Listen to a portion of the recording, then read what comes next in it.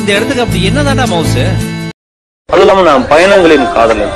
நான் எப்படியும் ஒரு 10 நாளுக்கு ஒரு தடவை எதனா பைய தூக்கிட்டு ஒரு 15 நாள் 10 நாள் காணாம போயிடுவேன்.